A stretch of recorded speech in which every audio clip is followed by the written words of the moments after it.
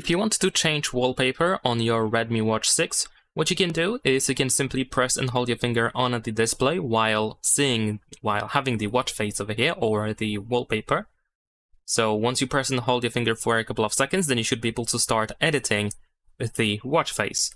And then we should be able to swipe between all of these different faces that we can use. So as you can see, we have many different styles to choose from.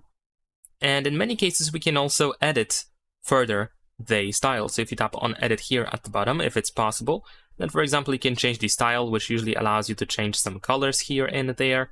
And then you can also go to data to, for example, include something in addition to that. Like for example, here we can choose to see steps, calories, we can get battery as well. Instead, there we go.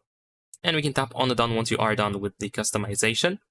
And then you can just simply press the crown to return to the watch face.